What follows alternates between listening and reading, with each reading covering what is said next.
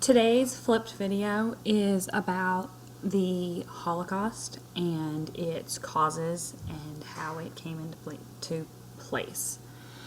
If you take out your packets, and you should have notes, it'll be just the first page of the Genocides notes. In class, after we view this video, we'll have a talk, again, a little bit about the Holocaust, but also about, unfortunately, several other genocides that have happened in the 20th century. The Holocaust is used to discuss the genocides that happened in the 1930s and the 1940s in Nazi Germany under Hitler's control. However, there are lots of other genocides that need to be addressed. That word genocide is very specific, and it means in particular something that was purposeful, something that was specific, and something that, and I think this is key, that genocides themselves are purposeful, controlled by the government, and there's a system in place to destroy a particular group. If you have a second and you would like to, you can click on, you can't really click on it since it's a video, but you can go to this particular YouTube link at the bottom and you can view a quick little Holocaust video. We will be watching that in class.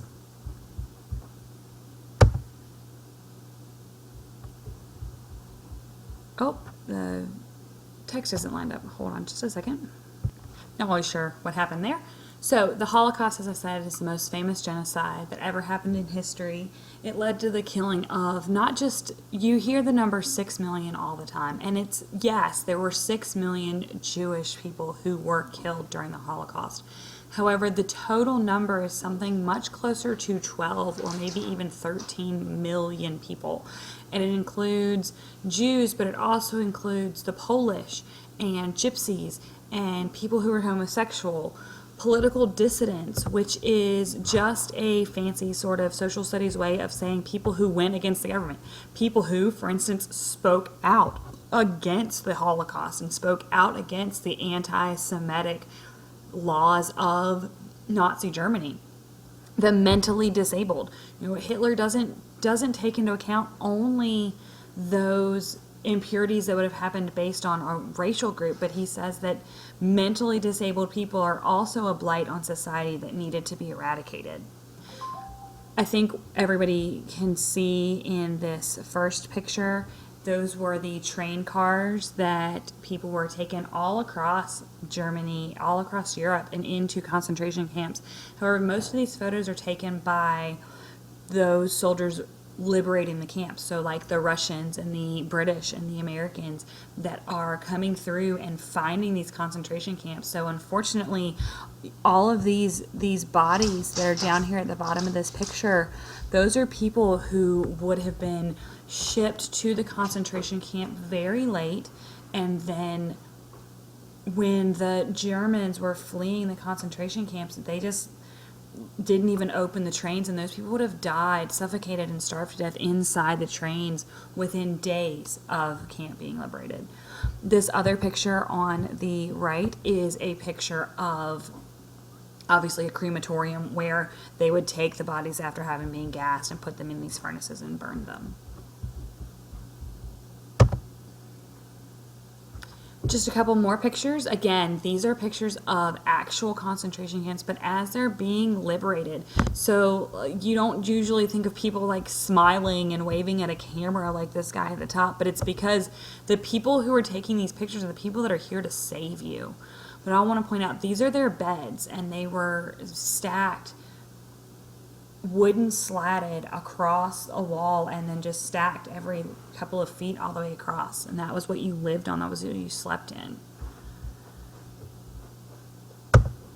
So we're going to use a mnemonic to talk about the Holocaust, and we're going to use hatred, H-A-T-R-E-D, hatred, to talk about several different things that happened during the Holocaust. So the first is Hitler's belief in the master race. He used the word Aryan to describe the master race, and that's what's typically seen as the blonde-haired, blue-eyed German. But it's not necessarily that in actuality. It's essentially what you picture as Caucasian, with a little bit of difference in that it's more Northern European rather than Eastern or Southern European. So the Italians weren't necessarily Aryan, certainly not the Greeks or the people living in Turkey. They wouldn't have been Aryan, but French would have been British, all of the people that live in Scandinavia. It's based on a concept of eugenics. Eugenics is a scientific study of races. It does not have to be racist. There are physical, genetic differences in multiple different races of people. However, in the Holocaust and Hitler's version of eugenics, it's the concept that not only are those differences present, but that they actually mean that one particular racial group is better than the other groups, and that's wherein the Holocaust problem comes in. And there's horrible, horrible stories of things like people that, where we talk about subjects of study, the Nazi doctors in the concentration camps would do all kinds of things. Like there are stories where they would take animal hearts and try to do animal to human transplants on people that were perfectly fine. They were perfectly alive, and then they just put them under and cut their heart out and just say if they would live. And when they didn't live, they just, oh, well, there goes another one. At least it was a good try. They did a lot of tests on twins to see if you did one thing to one twin, would it happen to the other. I know there's stories of taking dye and injecting it in people's eyeballs to see if they could physically change the color of their eyes just by dyeing them. Obviously that didn't work, and it tended to lead to blindness, which then would lead to the death of that particular patient, if you want to call them that also. But it's all part of this concept that there was one pure race that needed to be achieved. We also have anti-Semitism, which is a historic hatred of the Jews. Anti, probably you should know that means against, and then Semite is where the Jewish part comes from.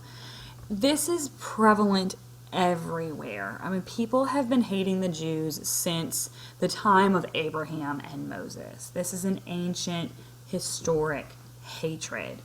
Unfortunately, it's very easy to blame the Jews because it's a smaller population, and they've been different always. They were different when they first started because every other culture on earth was polytheistic. Then when you have Christianity arise, well, they're not Christian, so they're still different. They're different than the Roman Catholics. They're different from the Greek Orthodox. And then, as we progress through history, they stick to their guns. This first picture obviously is just Hitler overseeing a military parade. This bottom picture is a storefront, and this word Jude is essentially Jew in German, and that was one of the laws. You learn about how during the Holocaust you had people who had to put gold stars on their clothes and stars on their buildings. Well, they wrote Jude in the window also.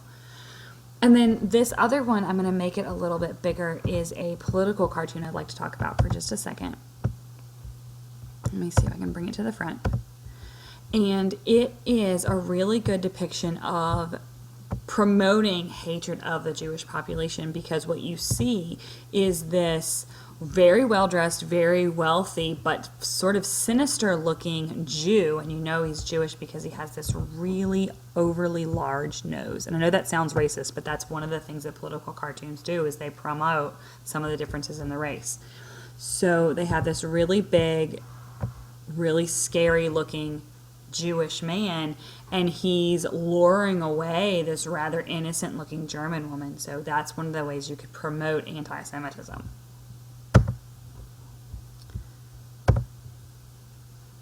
Right? The next part, the T, is totalitarianism and nationalism. It's the concept that you have extreme pride, like nationalism. Everybody's proud to be German, proud of being German, or whatever. In World War II, you were proud of lots of different things, but in this case, particularly Germany. And you also have total dictators, absolute power condensed into the hands of one very crazy but very passionate man. And so when he was urging the Germans to take back their country from the hands of the horrible Jews who were ruining it, they believed him and they followed his policies because of how passionate he was, and also how how horribly logical he was about some of the false information that he was spreading. All right, the R is the concept, the German concept of the final solution. Now, this is when the Germans begin using extermination camps. There are two different kinds of concentration camps. There were work camps and extermination camps. Work camps is where you basically were in prison, but they didn't kill you. They worked you. You had a job. You were in a factory or you were in a farm, but you were doing something. Whereas extermination camps, the entire goal of the camp is to get rid of as many populations as you can. Push them through very, very, very, very quickly. So that's what these pictures are of, walking into a concentration camp, different bodies, things like that. But the final solution is the concept that they used, notably gas chambers, but other means also, in order to just annihilate the Jewish population and those other impure populations that we talked about at the beginning.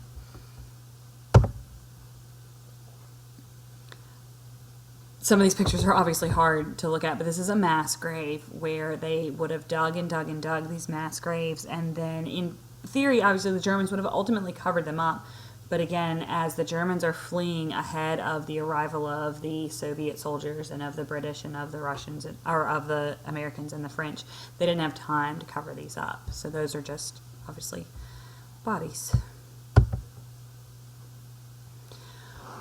This one is always a struggle for students, and it's the concept that the horrible Great Depression, the same Great Depression you've always heard about, was blamed in Germany on the Jewish populations. It's because a lot of Jews were bankers, were wealthy bankers, and they were blamed for the mass amounts of inflation they were experiencing. And this is actually caused by the German government printing money to pay for reparations, which is not the fault, obviously, of any of the Jewish populations. It's the fault of the German government, but it was very easy to blame the Jewish bankers for that. They also blamed Jewish men for taking German jobs, in the same concept that we blame immigrants today for taking American jobs, only in this case it leads to the death of millions of Jews as a result. And it's also unfair to say, oh, they were taking German jobs. They were German Jews. Their families have been living in Germany or Poland or Austria or wherever for hundreds of years. They were just as much a German as everyone else. But because they were Jewish and not Christian, the government finds a way to blame them for it, instead of blaming themselves and the things they were doing. Yet another major stretch is that they blamed the defeat in World War I on the Jewish populations. They talked about how the Jews were not fighting for the same fatherland of Germany, and that the Jews were horrible people who were leading to the downfall of culture, and they didn't have that German nationalist pride that all the regular Germans would have. And that is completely false. But it works. And obviously, there's a picture of Germany, but here are two more just political cartoons. Propaganda, there's that word propaganda again that you will see throughout all of World War II. The YouTube link up at the top of the page takes you to one of my favorite scenes from one of the best movies I know of the Holocaust, called Life is Beautiful. We will watch that same scene in class, but feel free to look on it if you want. It's really cute. We will discuss these propaganda posters or political cartoons in class also, so be ready to discuss those, as well as these maps. So I think that's all you need. There's a map here and a map right there. You can start looking at the differences in the Jewish populations if you skip back and forth. Be sure to have all of your notes filled in and email me with any questions, and we'll talk more about the Holocaust and some other genocides in class.